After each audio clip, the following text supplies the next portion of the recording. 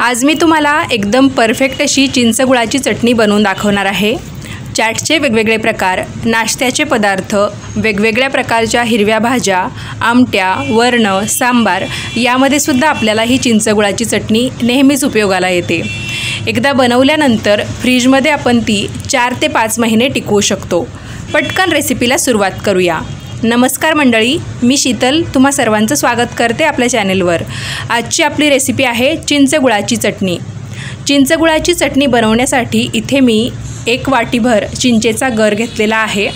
चिंचा व्यवस्थित निवडून म्हणजे 10 ते 15 चिंचेचे आकडे असतील ते व्यवस्थित निवडून घेतले। चिंचेचा दोरीसारखा पार्ट, त्याचबरोबर चिंचोके, चिंचेचं कवर अगदी व्यवस्थितपणे काढून चिंचा आपण चांगल्या प्रकारे निवडून घेतलेल्या आहे। आता या चिंचा आपल्याला 4 ते 5 तासासाठी पाण्यामध्ये भिजवून ठेवायचे आहे। जर थंडीचे दिवस असतील तर तुम्ही चिंच गरम पाण्यामध्ये 4 ते 5 तास भिजवू शकता, जेणेकरून चिंचेचा गर आपल्याला सहज काढता येईल। आता उन्हाळ्याचे दिवस आहेत तर यामध्ये मी आपलं साधंच पाणी वापरलेलं आहे। चिंच बुडेल इतकंच पाणी फक्त चिंच भिजण्यासाठी वापरायचं। ते का हे मी तुम्हाला पुढे जाऊन सांगेलच। तर आता यावर आपण झाकण ठेवूया। चिंच 4 ते 5 तासासाठी भिजवून ठेवूया। साधारणतः 4 तास झालेले आहे। तुम्ही बघू शकता चिंच व्यवस्थित भिजलेली आहे, वरती फुगून आलेली आहे आणि चिंचेचा गर हाताने सहज वेगळा होतोय। आता आपण एक मिक्सरचं भांडं घेतलं, त्यामध्ये ही भिजवलेली चिंच आपल्याला पाण्यासह टाकायची आहे। चिंचेची चटणी बनवण्यासाठी चिंच चांगली भिजणंसुद्धा खूप महत्त्वाचं आहे। आता मिक्सरच्या भांड्याला झाकण लावूया आणि साधारणतः 5 मिनिटासाठी सतत आपल्याला ही चिंच बारीक करत राहायची आहे। यामुळे काय होतं, चिंच पूर्णपणे बारीक होते आणि पूर्ण चिंचेचा वापर होतो आणि वरती जो चोथा असतो तो अगदी कमी निघतो। आता एक चाळणी घेतली, त्यावर हा बारीक केलेला चिंचेचा गर टाकला। हा आपल्याला गाळून घ्यायचा आहे।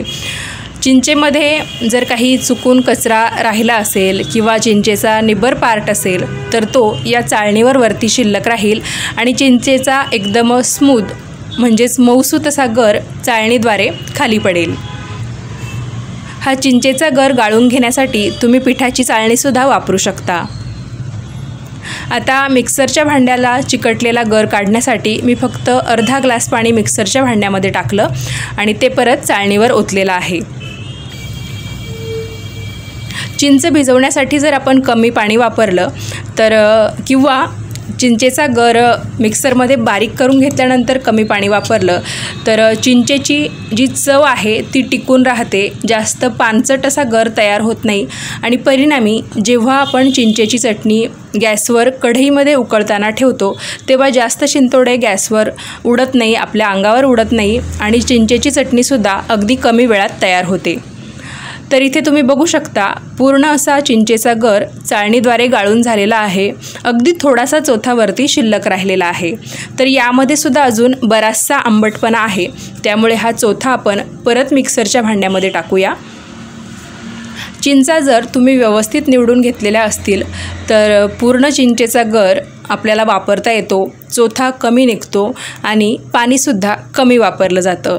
इन केस आपण न निवडताच किंवा त्यामध्ये जो दोरीसारखा पार्ट आहे तो न काढता आपण चिंच वापरली चिंचेची चटणी बनवण्यासाठी तर आपल्याला जास्त वेळा ती मिक्सरच्यामध्ये चिंच बारीक करावी लागते, पाणीही जास्त वापरलं जातं आणि चोथासुद्धा जास्त निघत राहतो। आता यामध्ये मी फक्त अर्धा कप पाणी टाकलेलं आहे। मिक्सरच्या भांड्याला झाकण लावून परत 5-1 मिनिटं हा गर आपण बारीक करून घेऊया।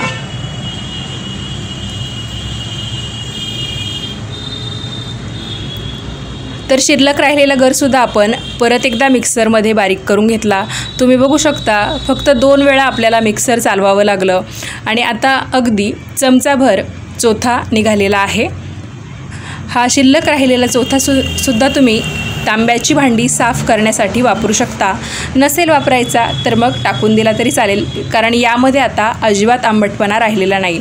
याचाच अर्थ काय, आपण पूर्ण चिंच या चिंचेची चटणी बनवण्यासाठी वापरू शकलो आहे। तर एक मोठा बाऊलभर चिंचेचा गर किंवा चिंचेचा कोळ ज्याला आपण म्हणू शकतो तो तयार झालेला आहे। पाणीसुद्धा अगदी आपण कमी वापरलं।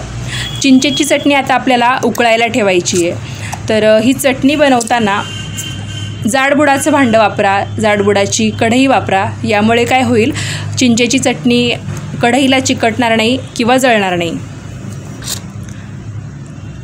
अगदी योग्य प्रमाणात आपण पाणी वापरले, त्यामुळे आपली चटणी अगदी कमी वेळात तयार होणार आहे। आता जितकी चिंच तितकाच आपल्याला गूळ वापरायचा असतो। आंबट चिंचांमध्ये सुद्धा 2 प्रकार असतात। काही चिंचा खूप जास्त आंबट असतात, तेव्हा तुम्हाला जास्त गूळ वापरावा लागेल। पण या ज्या चिंचा होत्या त्या थोड्याशा कमी आंबट असल्यामुळे 1 वाटी चिंचेसाठी 1 वाटी गूळ मी वापरलेला आहे। गूळ व्यवस्थित मिक्स केला। आता ही चटणी फक्त चिंचगूळ म्हणजे चिंचगुळाचीच नसते, तर यामध्ये आपल्याला काही मसालेसुद्धा ॲड करावे लागतात, ज्यामुळे चिंचेच्या चटणीची चव अजूनच वाढते, द्विगुणित होते।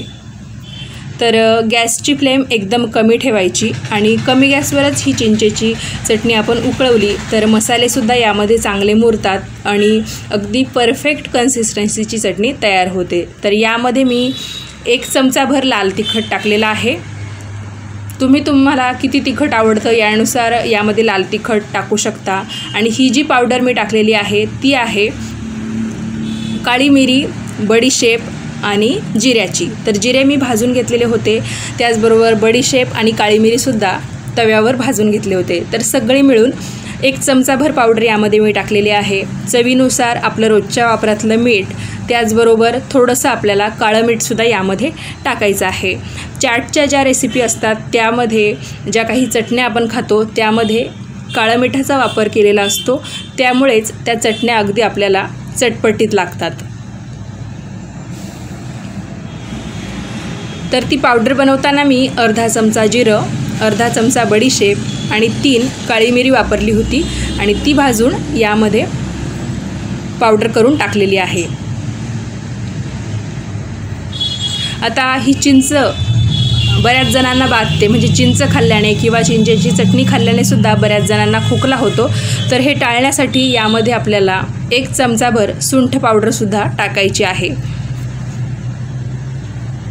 जर तुमच्याकडे सुंठाची पावडर नसेल तर जेव्हा तुम्ही चिंच मिक्सरमध्ये बारीक करत असतात तेव्हाच यामध्ये तुम्ही 1 छोटा आल्याचा तुकडा टाकू शकता, जेणेकरून आल्याचा स्वाद यामध्ये उतरेल, चिंच तुम्हाला बाधणार नाही। आणि जेव्हा आपण चिंचेचा कोळ चाळणीवर गाळत असतो त्यावर आल्याचा रस फक्त आपल्या चिंचेच्या गरामध्ये जाईल आणि चोथावरती शिल्लक राहील।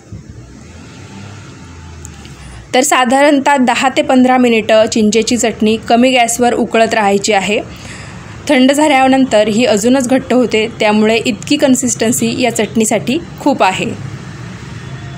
व्हिडिओ तुम्हाला फास्ट दाखवल्यामुळे तुम्हाला सुंठ पावडर केव्हा टाकायची हे मी सांगू शकले नाही, पण मी सुंठ पावडर टाकलेली आहे आणि चिंचेची चटणीसुद्धा आपली इथे तयार झालेली आहे।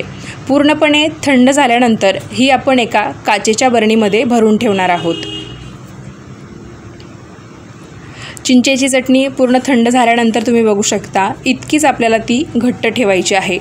जेव्हा तुम्ही हिला पाणीपुरीसाठी वापरणार तेव्हा यामध्ये थोडंसं पाणी टाकून अजून तुम्ही ती पातळसर करून वापरू शकता। रंगसुद्धा अगदी परफेक्ट आलेला आहे